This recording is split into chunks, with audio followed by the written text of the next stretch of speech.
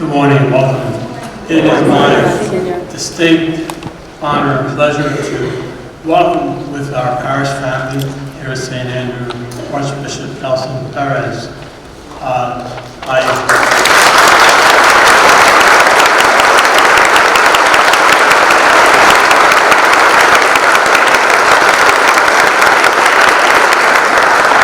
So again, welcome our people. We're delighted to see you, to meet you, to have you here. And we pledge our prayers, our support, and anything that we can do to help you in your new ministry here in Philadelphia. So God bless you, and please come back many, many times. Thank you.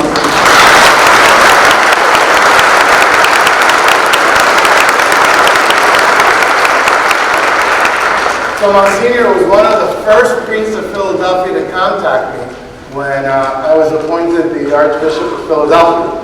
Even saying that, this continues to be kind of weird for me right now. But I know Monsignor all of my priesthood. You know, going back now 31 years in May. A long, long, long time. And yes, Father Rosie was a very close friend of mine. And we celebrated his Mass together. At St. Pat's, and so I would like to offer this Mass for Father Rosie today, as well as for all of you and your intentions. It's great to be here. This is actually the very first parish that I visit as the Archbishop of Philadelphia. There I go again with that weird term. So it's the first time the first parish I visit, and it's a great joy to be here in the largest parish in the Archdiocese. 6,600 families. That's really big.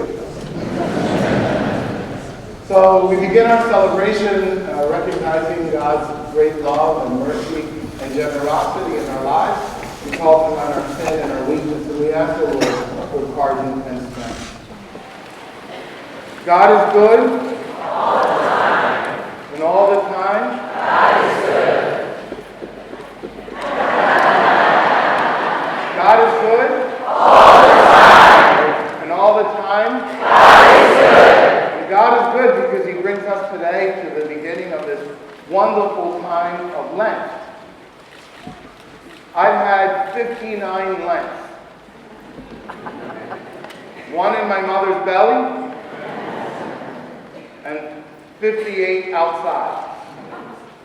And Lent has found me, as it has found you, at different moments. Now, the spirit of Lent and the story of Lent actually hasn't changed for centuries. But what does change is we change. And so Lent every year intersects our lives and finds us in a different place in our journey. And so the first question I would ask you on this first Sunday of Lent is, where does Lent find you these days? This year. Where are you? You don't have to answer right away. But where are you? Where are you in relationship with your Lord? Where are you in relationship with the people around you, that God has placed around you? Where are you in relationship with yourself? Because part of the beauty of Lent is actually answering those questions. Because every year that changes. The story of Lent doesn't change, we change. Lent is a time when around these days, people start talking about what they're going to give up for Lent. Journalists write about it, talk about it on TV. What do you people start thinking? What are you going to give up for Lent? There's a story I always tell that kind of puts that into a little bit of perspective. There was a guy who was walking in a park, a big park, and he decides that he's going to mug somebody that day. And so he's pacing the park around, and he finds this guy walking in the park, and he comes up behind him and sticks really just his finger in the guy's back and says, "Give me your wallet." And so the guy, kind of scared, turns around to take his wallet out and give it to him, and this mugger sees that this guy's a priest. And so he looks at the guy and he gets startled and he says, "Oh my God, I'm so embarrassed, Father. I'm really sorry. I can't believe I'm mugging the priest." And so the priest, being a nice guy, asks him to sit down. Let's sit down on the bench. And he takes out 2 cigars. One for him and one for the mugger. And the mugger says, "Oh, Father, I'm really sorry, but I gave those up for Lent." Got the point? So Lent is this word Lent comes from an Anglo-Saxon word that actually means springtime. Because it kind of happens around this time. And we haven't really had much of a winter, so it seems to be spring now every day. So what happens in spring for most people or a lot of people? Well, we have even words for it, right? Spring cleaning. So you kind of begin to clean your garden or your backyard of the stuff that had accumulated there throughout the fall and the winter. It takes a lot of work, actually. You start removing things from the soil. You begin to turn the soil of your garden to aerate. And then you begin to plant new things. Right? If your spring cleaning is inside, then you kind of do the same thing. You kind of gather around the things that have accumulated. Listen, I just moved. Half of the stuff that I had, I got rid of. And I still have a lot of stuff. Right? Probably Chris would know. And that was half the stuff. Because we accumulate stuff. And so springtime is a time that, whether it's outside or inside, we kind of begin to, turn things up around a little bit, remove things that have fallen around that we have accumulated that maybe shouldn't be there, that I don't want, that have no purpose. And so it's so appropriate that Lent is that word that the church uses, at least in English, to talk about that. Because it is a time of conversion for all of us. Conversion, is a lifelong process in which little by little we become more and more like Christ, as disciples of Christ. So, questions for Lent. Where does Lent find you these days? What has accumulated in the garden of your life that you might want to take out? What might you want to plant in the garden of your life that's not there right now, that you need right now? And the church places before us great practices to help us along that journey. Prayer. Find time to pray a little bit more, to talk to the Lord, to go before the Blessed Sacrament and spend some time. Prayer is not such an easy thing. Depends a little bit on temperament. So, I'm an extrovert. I'm basically an obsessive, compulsive, type A personality. So, I'm not a contemplative. I'm not even near being a mystic. So, prayer is tough. And so my prayer sometimes goes like this. Our Father who art in heaven, I have to put gas in the car. Because I get all sorts of distracted, right? But I found a wonderful saying from St. Francis de Sales, who was the master of the spiritual life, one of the great masters. And this is what he said about prayer. He said, if you go before the Lord to pray and you can't, stay there for a while. Do nothing else. Let yourself be seen. So let yourself be seen. Fasting is another wonderful Lenten practice that the Scriptures place before us. We heard about these things on Ash Wednesday, actually, right? Fasting. Which is recognizing really what, at the end, we can actually do without. So we could actually do without. And what really is important. That's really the spirit behind fasting. And on Wednesday, we heard from the scriptures almsgiving, right? Step outside of your space, of yourself. Let go. Let go of stuff. It's not just about, almsgiving is really not just about money and giving money. That's easy to do, right?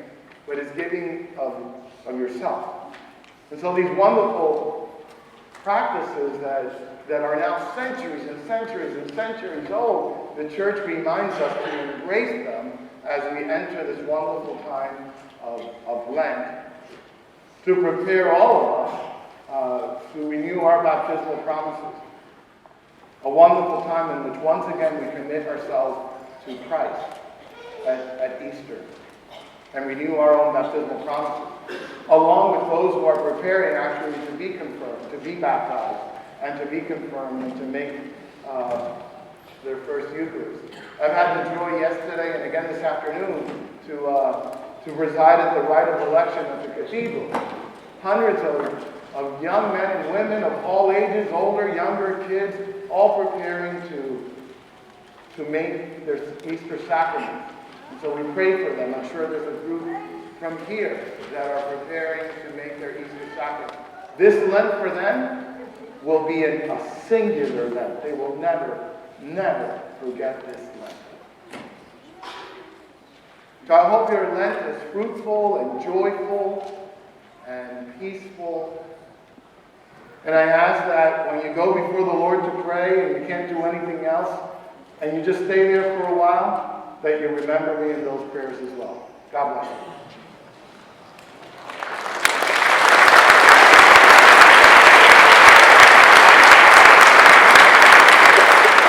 Thank you very much for your wonderful warm welcome. I ask you to keep me in your prayers, as I promise to keep you in my prayers.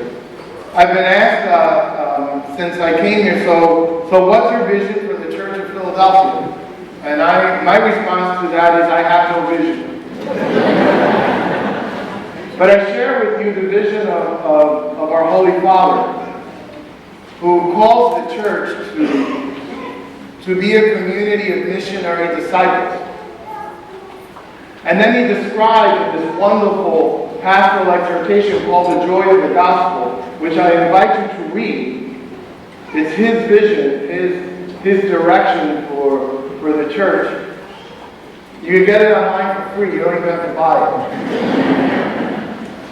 And paragraph 24 describes what he understands a community of missionary disciples to be. He says that we should be a community, a church that takes initiative, a community that is engaged in the world around it, that accompanies people, meets them where they are with the truth of the gospel, a community which is fruitful and which is joyful. And so my hope and prayer for the Church of Philadelphia is that we will all try to understand what that means. That St. Ambrose would sit around and talk about, well, what does that mean for you as a parish community? To be a community of missionary disciples that takes initiative, is engaged, accompanies those around them, is fruitful, and is joyful. So do that. That's a great way to begin to see what the Lord is asking us to do, the Holy Father. Thank you, Monsignor Picard, for your invitation to come here. You've been a great friend and a great priest.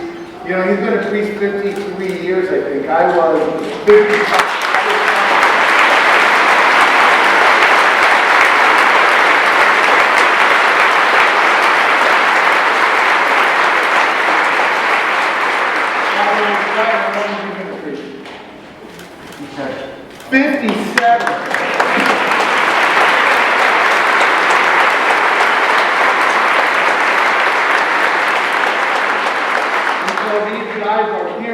Us who are a little bit younger. And so we thank them for their ministry in the church through thick and thin over such a long time. They are a model to us.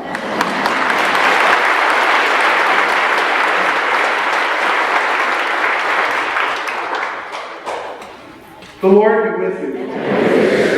Father, for the blessing. May the peace of God, which surpasses all understanding, keep your hearts and minds in the knowledge and love of God and of His Son, our Lord Jesus Christ. Amen. And may Almighty God bless you, the Father, and the Son, and the Holy Spirit. We want to thank our ministers of music for the wonderful music and our service.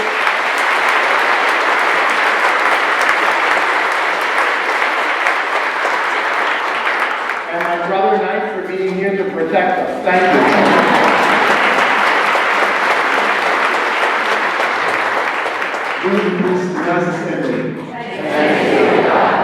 Our hymn sending forth can be found at your hymnal number 522. Lift High the Cross, number 522.